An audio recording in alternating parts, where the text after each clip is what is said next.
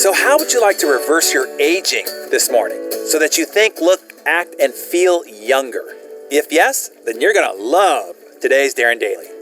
In 1978, Ellen Langer, a Harvard psychologist, conducted an important study. She gave houseplants to two groups of nursing home residents. One group was told that they were responsible for keeping that plant alive and that they had control over their daily schedule. The other group was told that the staff would take care of their plant and that they were not given choices regarding their daily schedule. Well, after 18 months, twice as many people in the group given responsibility for their plant and schedule were still alive as the other group. Langer took this as evidence that current biomedical models, which views the mind and body as separate, was wrong. In 1981, she conducted another experiment to examine further the mind's impact on the body. She and a group of graduate students designed the interior of a building to reflect the styles and conditions of the year 1959. Scattered about were black and white TVs, vintage furniture, magazines, and books from the 1950s. This structure would be a home for a group of 8 men, all over 70 years of age, for 5 days.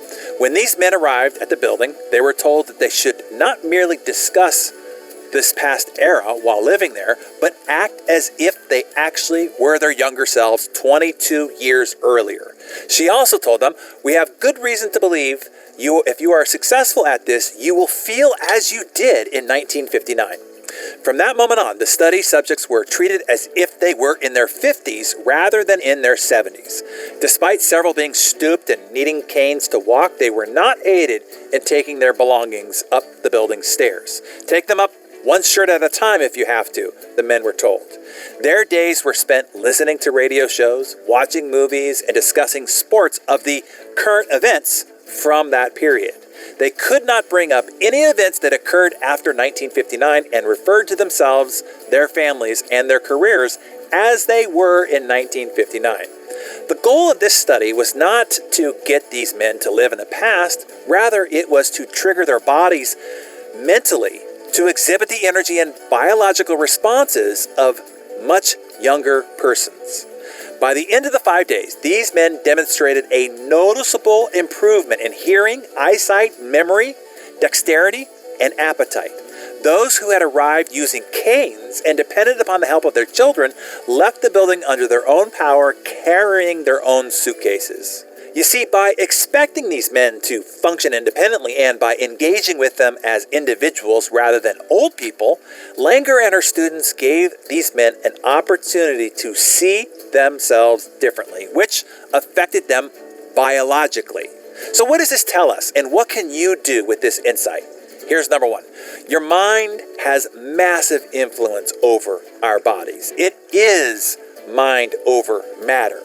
This proves the influence of attitude, of belief, and expectation, and how it affects our body's functions, and how we heal, and how we even age. So, be mindful of your mental attitude and its belief systems. It's a matter of life or death.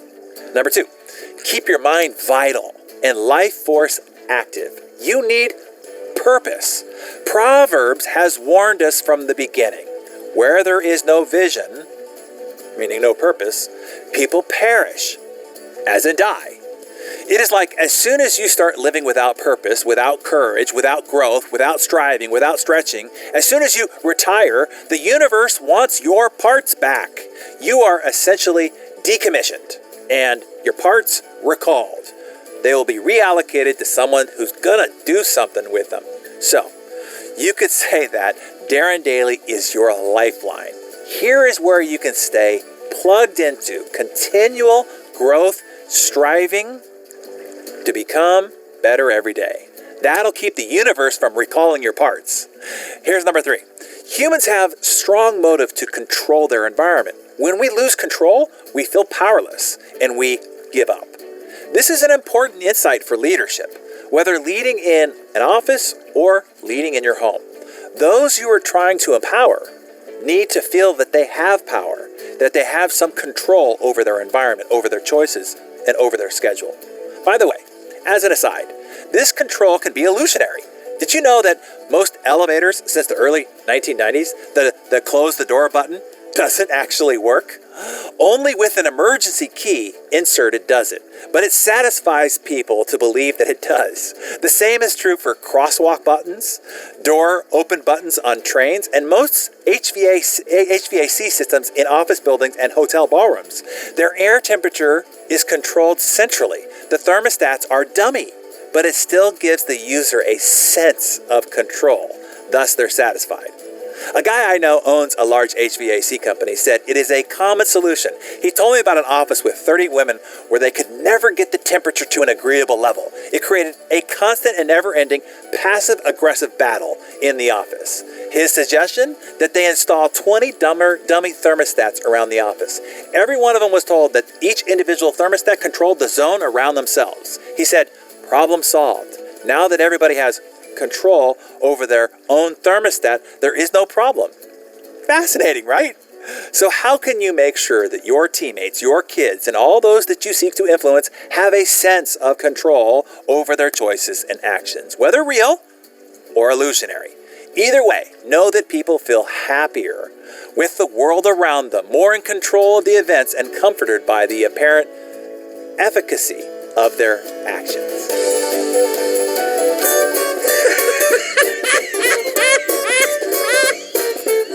So, you've probably heard how they're trying to help cows meditate, right?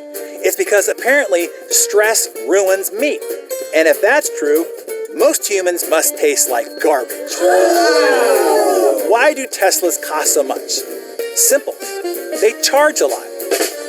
Come on, that's a joke. And it's electric. Seriously, you must laugh at that. Okay, Brad goes in for an interview. The interviewer asks, where do you see yourself in 5 years? Brad says, that's a great question. I'd say my greatest strength is listening. The interviewer repeats the question, where do you see yourself in 5 years? Brad says, the same place as today, in the mirror. Okay. In a recent interview, I asked, name one thing that you are proud of. The candidate Paul said, I am proud I finished a puzzle in just one day. Really? That's it, I asked? Paul replied, hey, the box said 2 to 4 years. And finally, how do you make a waterbed bouncier? Just add spring water. All right, everybody, have a great weekend. I'll see you on the flip side.